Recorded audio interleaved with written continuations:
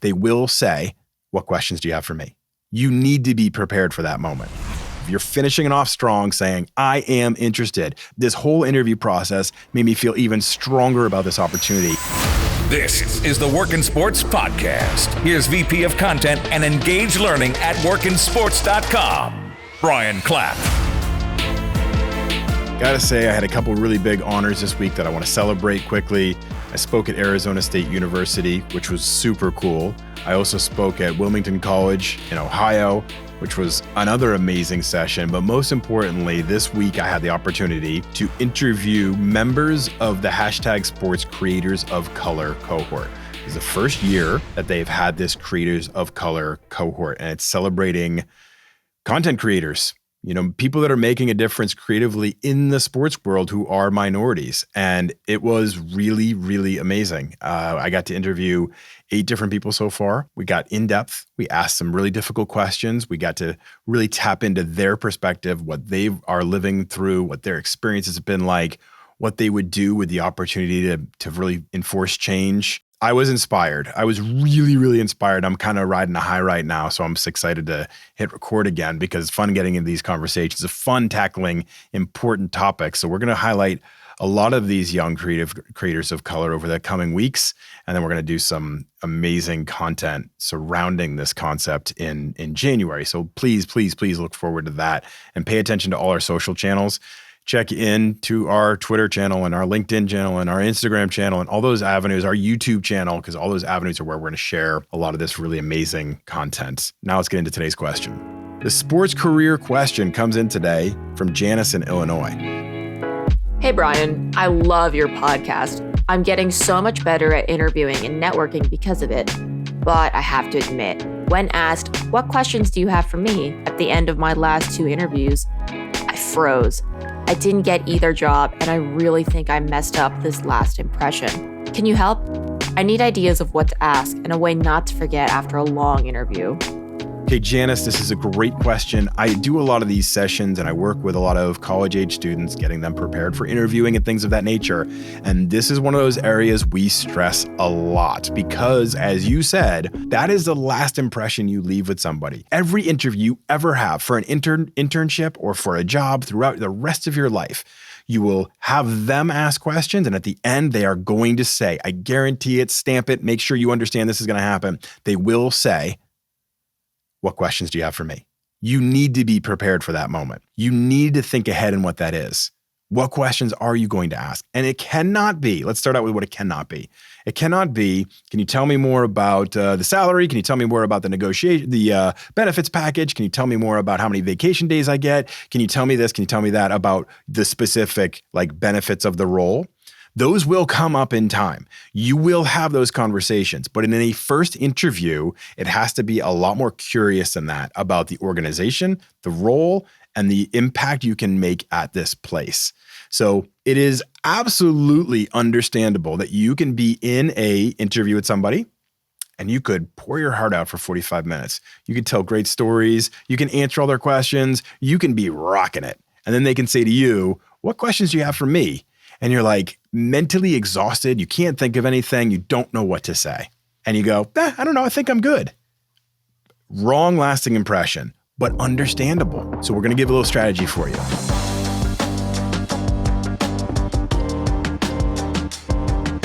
Most interviews nowadays are on your computer, right? They're not bringing you in face-to-face until much later in the process. So I'm not just even saying a COVID thing. I'm saying most of the time, most employers start out with video or phone interviews or something of that nature. Take sticky notes and put them on the outside ridge of your laptop, out of view of the webcam. They don't know you're doing it. But then you can put little notes or bullet points for yourself of questions you want to ask. Just enough to trigger your memory. Not that you need a full written out statement, enough to trigger your memory so you can jump into it. Enough to say, okay, yep, I remember now. That's what I wanted to ask. Put down 7 to 10 around the outside of your computer. You're not going to ask all 7 to 10. You might get 3 or 4 out, but some of them may get handled during the interview process. They may tell you these things and you're like, okay, I'm not going to ask that one, right? But if you put them around the outside of your screen on little sticky notes, they won't know. And you can quickly break eye contact, look at it, and then come right back to camera and ask the question. And if you do that, you're going to seem so in control of this moment. And that's going to leave a very professional, on top of things impression. And that's what we're looking for. It is important what you ask, but it's also important just your delivery in doing it. If you hem and haw and stall and you're like, ooh, I don't know, I did have some questions, but now I can't remember. What were those questions I had again? It's just not a good vibe, even if you eventually come out with a good question.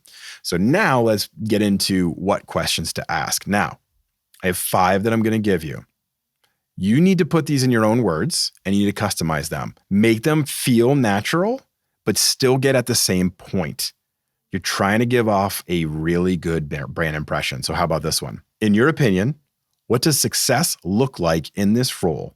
How will you quantify my performance? You're sending a message to them that, yes, I want this information. I want to know how you're going to evaluate me. But you're saying, that's the bar I want to reach. I want to be successful. I want to be really good at this. And I want to hit the target. But I can only know what the target is if you let me know what I'm shooting for. So getting that layer of transparency in there and saying like, tell me what success looks like because I want to be there.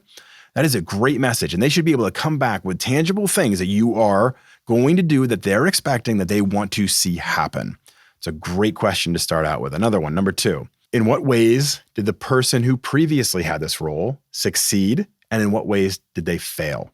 Okay, again, you're sending out a message to them. Why was the last person really good and they maybe moved on or moved up? I want to make sure I hit that level. But where weren't they as strong? And where would you like to see this role improve? Where can this get better for you, essentially? Because you as a manager may be looking at it and saying, hey, there were certain things we did not get out of this job through the last person. And you're not calling out the other person. You're just trying to figure out how to do the role better. You're setting the stage from day one that I want to be better, at least as good as them on certain things and better in other things. Another great message. And you should walk out of this with a game plan. You can write these things down and be like, all right, these are the kind of things that I either, if I'm good at them, I can have some confidence. I can go into this job and be like ready to hit the ground running. But if I'm not good at them, I can actually put a little bit of time into getting myself up to speed and knowing it's important and worthy. And my boss values it, the person I'll be reporting to. Really powerful. Okay. This is one that's really for you. The first 2 were more about sending a message, but also getting some information. You're getting information, but you're also sending them a message. This one's for you. How much emphasis do you put on the overall culture of the business? Last week's podcast, we talked a lot about discovering company culture as you're in the process. You don't want to start at a company, be there working for a little bit and be like, this is a terrible environment. I don't like being here. So you want to use this follow-up question time to drill into their company culture a little bit.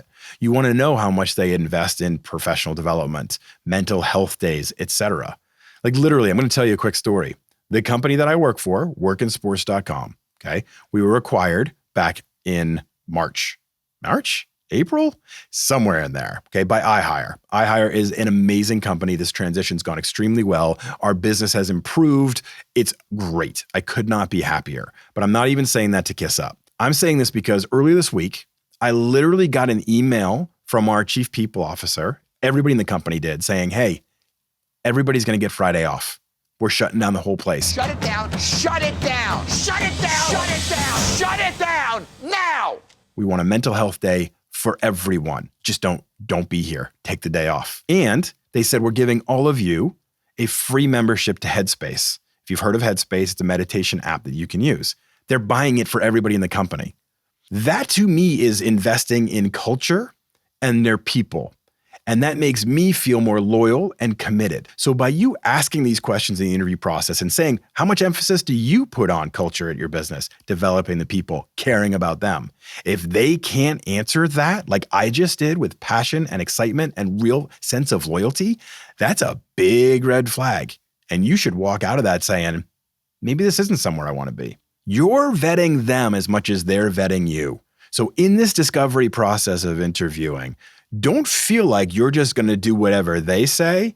You have to inquire and make sure it is the right place for you as well. And this question will help you get to the bottom of that. If they can't answer this with passion and excitement and enthusiasm about how their company values their employees, Huge red flag.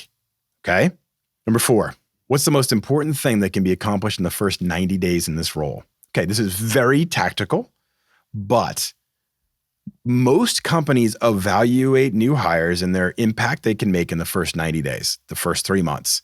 You go into it thinking, I bring this person in, the first month is them just figuring things out. The second month, they're going to start to get up to speed. The third month, I expect to see them contributing and really making their voice heard, their contribution known. That's kind of the rhythm of hiring. So if you're asking them in a specific term, like, what do you want to see at the end of 90 days? Like, what is that metric you're looking for? What are those major accomplishments that I can be focusing in on and making sure that I start to nail and get comfortable with? Again, you're sending a very mature message to them saying, this is how I want to approach this opportunity. This is how I want to go about it. I want to make sure I'm hitting those metrics that matter. Now, you may be thinking that some of these questions are redundant, and they are a little bit. There's still different little nuances in there, but I'm giving you these layers to make sure you understand what you're trying to get across. The theme that you're trying to get across is that you want to understand what success looks like in this role and how you can be that person. I'm giving you multiple options so you can figure out your comfort zone and asking them. You may not get 5 questions that you get to ask. You may get to ask 2 and it may be up on time. So I'm making sure that I emphasize to you how important it is to get to questions of culture and impact. How can you impact the business? Okay. In an interview process, you'll have that face-to-face with your hiring manager, and you maybe will have some cross-functional panels that have other people from other groups, but you may also interview with a higher level person, your boss's boss. If you are to do that, then you want to ask a boss level question. Like a boss. Meaning, how can I make things easier on my boss so that they can better help you? You're talking to not your boss, the person, not the person you report to, you're talking to their boss. So you're saying, hey, what can I do to free this person up? What can I do to help this person so they can better help you? So that is, again, looking at it and saying, I want to help this whole system, this whole process, this whole team work as efficiently as possible. And I want to know the ways I can help my boss so they can be freed up to do their job to the best of their ability. That's a boss move. Final one. You always have to ask this. It is your responsibility to ask this. The number one thing I have people say to me in regards to this topic is, well, should I ask like what next steps are or what to expect next? Yes, 100%. You should be asking questions at the end about what can I expect to happen next? When do you expect to be making a decision? What other things do you need from me in order to make a decision? Is there anything else I can provide to you? Do you want a portfolio? Do you want any other personal branding stuff? Do you want any other work that I can do? Anything of that nature. Finish strong with saying, what is the next step in this process? And when do you expect to make a decision? That is within your right to know. And it is a good question to ask because it shows that you are still interested in this process. You are saying at the end of it, like, I really enjoyed this process. I'm more excited about this role than ever. What are the next steps? And when do you expect to make a decision?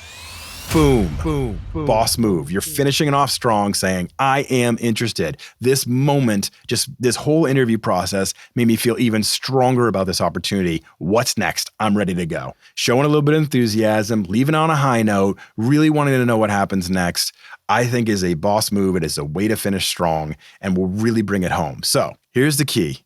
Janice, I had to look back on my screen to remember who I was talking to. I apologize, Janice. I love you. You're great. You're amazing. I'm glad you asked this question. Next time, record it and send it to me because I want to highlight all of you, but that's a whole nother subject. Use the sticky note technique because if you're having trouble remembering what question to ask, use that low-tech technique. It will help you. And focus in on these type of questions that show who you want to be in this role and then also get to the point of who they are and then follow up and make sure you have next steps nailed. If you do this, you are seriously going to be in really good position. So thank you for listening, everybody. Coming up on Wednesday, Sam Dorr is back on the show. Sam Dorr is now the Chief Strategy Officer for the Florida Panthers. When I initially interviewed in one of our most popular podcasts ever, he was the VP of Sales and Marketing for Phoenix Rising in the USL, the United Soccer League, and he was amazing. And now he's back as the Chief Strategy Officer of the Florida Panthers. So that's coming up on Wednesday. Make sure you tune in because Sam is awesome. Thanks for listening, everybody. I appreciate every single one of you.